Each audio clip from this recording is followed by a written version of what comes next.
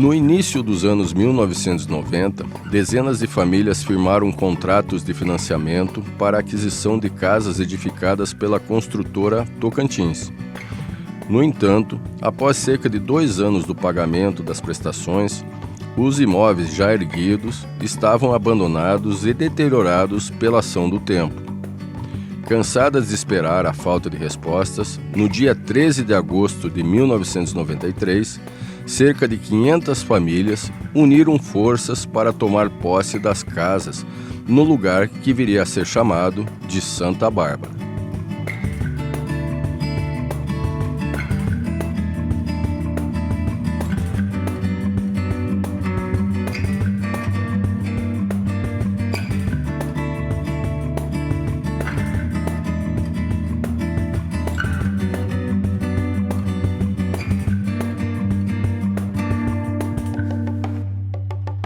Então, as famílias que já tinham iniciado um contrato, um pagamento dessas casas do Santa Bárbara, e já faziam quase 2 anos que estavam pagando e não recebiam as casas, e não tinha notícia, não tinha informação, essas famílias começaram a procurar a Associação dos Mutuários à época. Naquela época, nós tínhamos, o governo Collor implementou uma política habitacional, ela fundamentada na criação de cooperativas. E essas cooperativas, em todo o território nacional, elas tinham contratos com a Caixa Econômica e através da iniciativa dessas cooperativas quando que foi feito alguns conjuntos habitacionais. No caso, Santa Bárbara é uma dessas unidades, desses conjuntos habitacionais, na época dessa política do governo Collor. E a gente ficou sabendo de um grupo, né, de moradores que já estavam cadastrados de um programa nacional de habitação. Sabíamos das casas do Santa Bárbara que já tinham sido construídas, que era uma obra que estava paralisada há um bom tempo, essas famílias vivendo de aluguel, vivendo de favor na casa de parentes, né? O que aconteceu na Santa Bárbara foi exatamente isso. Os mutuários se associaram a essa cooperativa e ficou por anos paralisadas as obras. E, em decorrência dessa situação, é que houve a ocupação.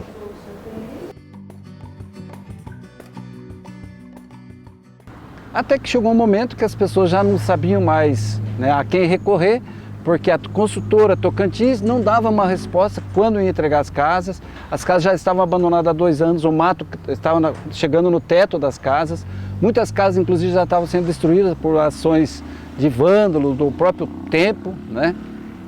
E a partir daí, chegou um momento que as famílias entenderam que não tinha outro caminho, porque procurava a Caixa, não dava resposta, procurava a Prefeitura, não dava resposta, a Prolar, que na época também não dava resposta.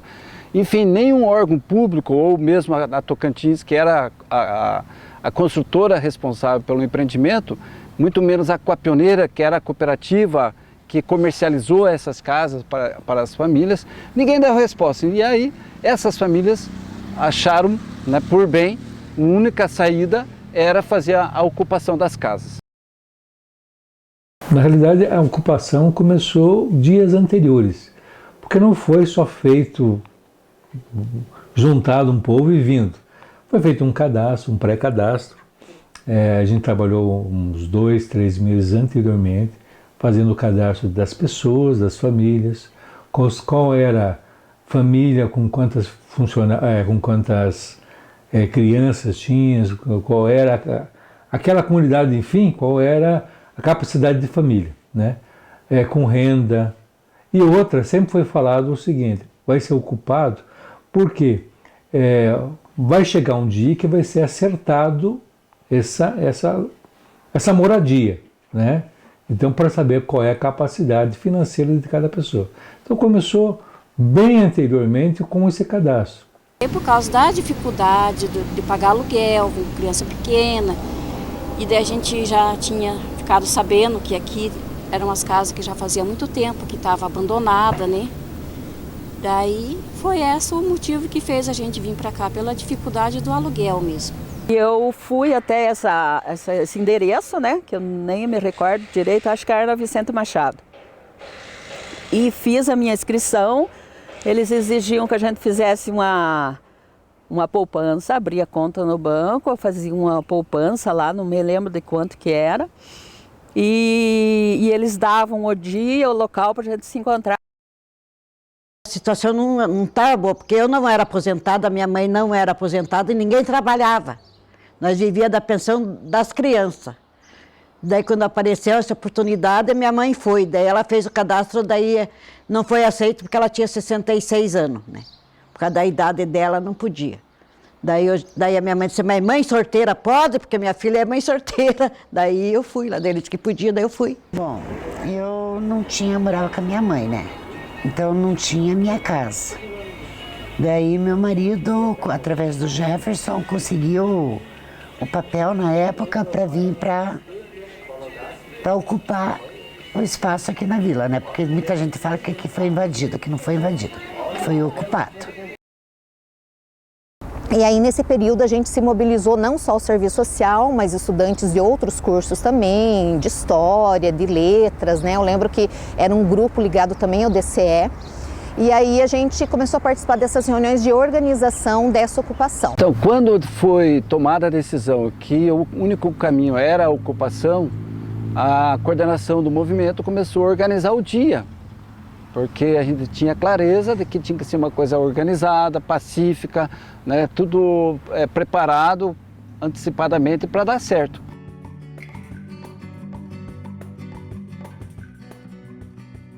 Eu vim para cá dia 13 de agosto de 1993. Tá? A gente veio num chamado invasão, né? Era uma chamada invasão de 350 caminhão de mudanças. A gente veio para cá. Daí nós viemos bonitinha ali na igreja, né?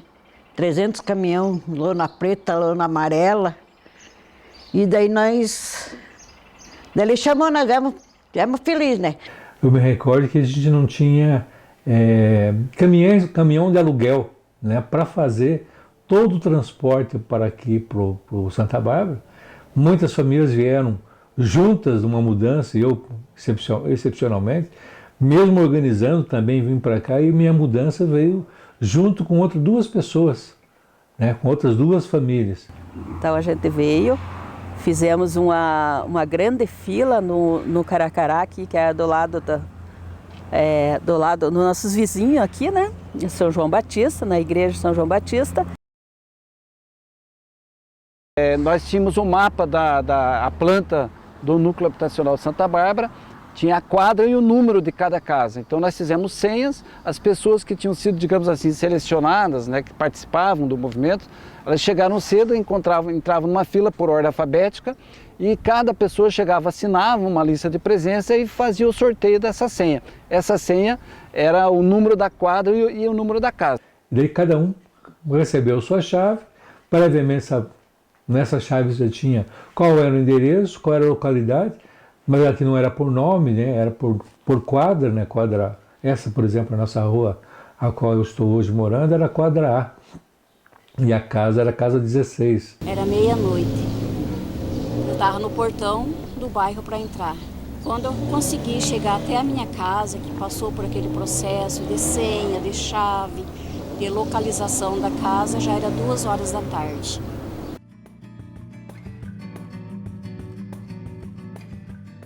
Eu me lembro bem como é que foi. E nós viemos com a fé de Deus, porque nós entregamos a chave da casa que era alugada para o homem e viemos com a nossa mudança. Se chegasse aqui e não desse certo, nós não tinha para onde ir, né?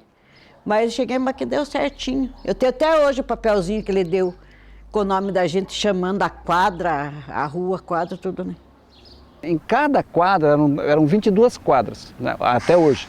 Cada quadra tinha 2 coordenadores da equipe de apoio que estavam com um pirulito, indicando o número da quadra e indicando o número das casas. E estavam ali também para indicar, para facilitar o acesso, porque as famílias entravam, mas não sabiam qual era a sua casa. Então foi uma ocupação assim muito ordenada, muito planejada. Eu lembro que na época a ocupação mesmo foi num sábado, um dia frio pra caramba, né? A gente estava todo mundo bem agasalhado, mas de tanto subir e descer de caminhão, ajudar a orientar as famílias, porque a gente tinha plaquinhas para as famílias de cada lote, cada quadra. Daí chegar aqui, daí para abrir a porta não conseguia abrir, foi aberta a janela para o lado, tirados os ferrinhos da porta, né, para abrir, e deixamos todas as coisas aqui fora. E daí fomos dormir no colchão no chão. A construtora, ela tinha aqui um guardião, ela tinha equipes aqui, ela retirou e junto com as pessoas que trabalhavam na segurança, acho que eram umas 2, 3 pessoas apenas, ela levou as chaves, um painel enorme, né, com todas as chaves do Santa Bárbara. Levou embora e nunca mais a gente viu essas chaves. Mas isso também não foi um impedimento, as famílias vieram preparadas e depois cada um mandou fazer a sua chave e pronto, final, né?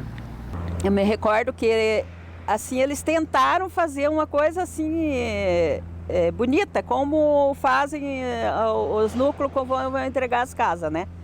A gente pegava uma senha dali e cada um ia saindo para procurar as suas casas, sabe? Procurar as suas casas. Aqui era tudo, tipo, não tinha rua, assim, era tipo um caminho, né? Tipo um caminho, assim, de barro, não tinha luz, não tinha água, estrada tudo de barro, né? E a gente veio tentando achar as nossas casas, cada um achava a sua casa, sem chave, porque a gente só pegou a senha e não tinha chave. Então cada um chegava, uns arrebentavam a porta, eu tive uma grande sorte que eu tinha uma chave de fenda pequenininha, abri a minha porta sem estragar nada, entrei dentro da minha casa, onde eu estou até hoje. A minha casa é a casa que eu estou desde há 30 anos atrás. Inclusive eu peguei uma casa aqui perto, que era bem na descida, assim. Quando eu cheguei, que soltei a minha mudança ali, que eu entrei dentro da casa, deu vontade de desistir, porque a enxurrada, do jeito que quando chovia, a enxurrada ia lá no fundo, sabe? Tirei baldes e baldes e baldes de terra de dentro da casa para poder colocar a mudança. Então isso quer dizer, e o mato estava cobrindo. Só ficava eu e elas pequenininhas em casa ainda, minhas meninas. Não tinha água, não tinha luz. Não tinha nada aqui. Eu lembro que a gente passou maus bocados. Até inclusive era aqui, na casa onde eu moro hoje, que o povo vinha se servir de água. E no ônibus, sabe, a turma do Caracará, que nós pegava aqui, nós já sentados, eles queriam que nós levantássemos desse lugar, porque eles eram moradores antigos. As pessoas de lá acordaram num domingo, com bastante gente vindo para cá, e na segunda-feira para trabalhar, o ônibus era de 50 em 50 minutos e já tinha uma pré-número de pessoas, né, que utilizavam esse transporte. De uma hora para outra, tem mais 500 famílias. Então imagine que transtorno foi criado, para essas pessoas. Eu lembro que quando a gente veio para cá, as duas minhas mais velhas estudavam lá no 31 de março. Daí eu descia à noite, de manhã que eu digo, à noite, clareando o dia, descia na lama, que foi uma época de muita chuva, lá na Betunel, levar elas para pegar o ônibus, e me marcou que elas iam com sacola nos pés, para não sujar o calçado, para não sujar a roupa, para pegar o ônibus lá embaixo para ir para a escola. No terceiro dia que a gente estava aqui, veio as ameaças de despejo. Daí eu tive que mandar por medo, eu tive que mandar meus filhos para casa da minha tia, para eles ficarem em segurança, né? Como sempre, em toda parte tem, né? Tinha aqueles radialistas que assustavam a gente, né? Que já estava indo, chegava a polícia, porque eu estou mandando o batalhão, porque eu estou mandando a polícia atirar vocês. Por isso que eu digo que foi uma pressão muito grande. Foi uma pressão muito grande quando a gente teve, sabe, no começo, sabe? Na época o pessoal comentava muito, inclusive os radialistas, né, dizia que eram uns desocupados, que a gente não tinha o que fazer, por isso que a gente estava aqui.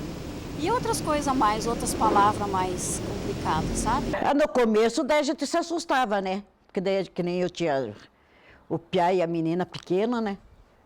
Daí a gente se assustou, muita gente se assustou, muita gente foi embora, depois voltou, teve que comprar a casa de volta, né? Voltar. Mas nós ficamos firmes aqui. Minha mãe disse, não, vamos ficar aqui, não vamos sair. Se eles virem, eles têm que vir avisar primeiro pra gente sair, né? Mas nunca vieram. Se vinham, chegavam lá no começo, mas não subiam para cá. Porque daí nós já tínhamos combinado com todo mundo pôr as crianças na frente e nós juntos ali, né? Não deixou o trator passar. Mas eles não vieram, porque nós estávamos esperando. Eu estava esperando para fazer baderna mesmo, mas não vieram. Daí muita gente ficou com medo, saíram, né? Tinha medo de vir um trator derrubar as casas, mas daí o prejuízo é deles, não é nosso, né? Mas aí, aguentemos 31. Se Deus quiser, mas quero aguentar mais 31. Se Deus quiser, se Deus deixar, mais 31 tá bom. Isso, até a gente sempre brinca que ocupar é fácil, o problema é resistir, né? Porque se imagina você chegar aqui num empreendimento de 500 casas, 500 famílias, são praticamente quase 2.000 pessoas, sem água, sem luz, sem transporte, sem escola, sem esgoto, sem nenhum tipo de infraestrutura. Isso aqui era um mato, né? O Jardim Alfredo Sobrinho hoje, que é uma cidade, não existia, era só um loteamento abandonado praticamente, né? Então e ainda sofrendo a pressão da justiça, dos próprios órgãos públicos, Caixa Econômica, a própria construtora, que entrou com uma ação de despejo. Então, nos primeiros meses foram assim, muito difíceis, né? Porque além da pressão da imprensa, chamando os mutuários de terroristas, invasores, de pé vermelho, de bandidos, de marginais, enfim, era todo dia, né, as manchetes dos jornais, as rádios de manhã, detonando as famílias que moravam no Santa Bárbara. Começou a luta também pela água, várias vezes fomos na Sanepar, fomos na prefeitura, fomos na Caixa Econômica, né, lutar pelos nossos direitos, pela moradia, porque a gente nunca quis morar de graça. Escola era tudo no Caracará, né? Tudo era no Caracará. As crianças do catequese eram no Caracará, escola era no Caracará, CEMEI no Caracará, tudo assim. O postinho era no Caracará, né? Que o postinho continua, né? Ainda hoje lá no Caracará. A luz demorou. A água daí demorou um pouco, mas a água veio antes da luz, sabe? Mas daí já estava acostumado a ficar no escuro na vela, né? Chegava 5 horas, o povo ia na mercearia, uma só que tinha ali em cima. Nós acabamos com o estoque da vela do homem. Não tinha nada, né?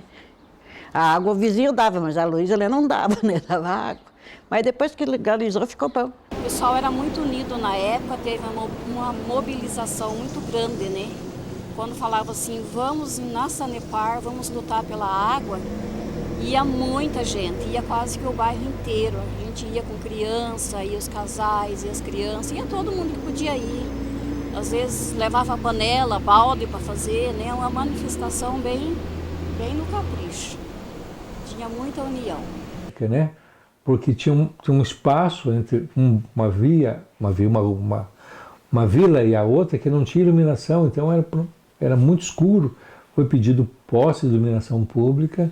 Eu lembro que a gente, quando saía com medo, voltava rápido, porque vinha notícia que a polícia ia invadir, ocupar a vila para expulsar nós daqui. A gente até cansou de fazer passeata, de reunião lá no Clube Democrata. No Democrata. Tinha reunião para resolver alguma coisa. A gente fechou aqui embaixo a rodovia, bem num dia que tinha um show aquele que canta Vai Devagar, sabe? Daí ele estava na fila para passar e nós fechamos a rodovia, queimamos o pneu. E as meninas eram pequenininhas, mas também estavam tudo na frente ali. E foi tranquilo. Foi, como é que se diz, a polícia só ficou ali para cuidar. deles, por exemplo, que eu posso destacar, foi uma vigília que nós fizemos dentro da Caixa Econômica. Nós amanhecemos lá na Caixa Econômica, aqui na agência de Ponta Grossa, com em torno de 50 pessoas. E foi um ato para dizer que a gente fazia de tudo para poder garantir a luta pela moradia. Daí a gente se reunia, a gente se uniu, né, uma equipe bem grande mesmo, sabe? E daí a gente ia na Caixa Econômica, ia na Sanepar, ia na Copel, ia em tudo quanto é canto a gente ia, fazia uma reunião, fazia um bate-panela lá, sabe? Um bate-panela lá. E a gente cansou de ir até, trancamos a rua, sabe? Trancamos a rua, queimamos pneu na rua, sabe? Então, para a gente poder, assim, tipo, conseguir, aos poucos a gente ia conseguindo as coisas. Até inclusive eu semei, a construção que começou ali era para ser da escola da vila. Foi feita em regime de mutirão. Na época tinha o Zazinho, o marido da Vera aqui embaixo, que era o presidente da vila, que nós fizemos tipo de mutirão de arrecadar tijolo, cimento, areia, para começar a construção. A construção mais antiga que tem ali foi começada pelo povo da vila. Tudo que tinha por aqui, festa de aniversário, festa de tudo, era naquele centro, né, comunitário que nós tínhamos lá, e era o único que tinha lá, que foi construído em mutirão com o povo, sabe, que foi construído. Cada um dava um tijolo, eu me recordo assim que o pessoal ia com um carrinho, um ia com um carrinho de areia, outro ia com um carrinho de tijolo, outro ia com azulejo já, sabe, ferro, sabe? Então era um movimento assim, se saía na rua, cada um iam descendo lá para baixo com esse tipo de coisa assim, sabe? Cada um ajudava mesmo, sabe? Então foi construído assim esse centro comunitário.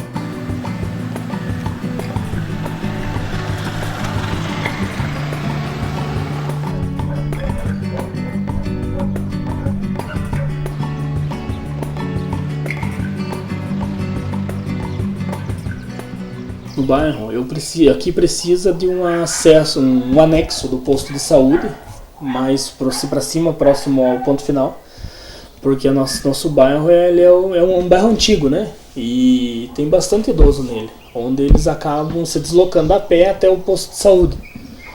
E hoje nas crianças, por mais que tenha um parquinho pequeno, precisa de um parque maior. Nós já queríamos asfalto, né? Um asfalto aí meio ajeitadinho, para a gente poder plantar alguma coisa na frente. Olha, hoje em dia, praticamente nós temos tudo aqui no bairro. Nós temos escola, temos a creche, temos igreja, tanto evangélicas como católica, tem um meio de transporte. Só o posto de saúde que não temos porque tem ali no Caracará e é perto, né? Daí não temos aqui, mas do mais é um bairro bem tranquilo. E como você imagina o futuro aqui da ocupação de Santa Bárbara? Todo mundo poder legalizar as casas, né? Todo mundo ser dono da sua casa, né? E essas ações políticas de mobilização, de organização, trouxeram resultados importantes, positivos na negociação com a Caixa, porque demonstrou para a Caixa o quanto as famílias queriam lutar pelo direito da moradia e quanto elas estavam defendendo e o quanto elas estavam aptas, né? O quanto elas estavam demonstrando a importância de lutar por essas casas, por uma prestação justa. As pessoas ocuparam, sei que agora continua ainda em torno de 100 famílias que ainda precisam negociar essas casas, mas o Tribunal de Justiça está assim fazendo, junto com o Ministério em Brasília, né, estão entrando em negociação, né, também com a Caixa Econômica, para que se pague o preço justo, é claro, né, mas que se pague. Né.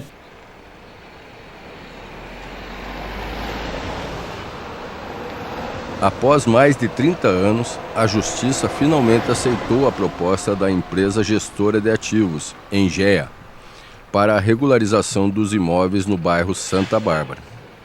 Essa decisão permite que os moradores adquiram a propriedade definitiva das casas.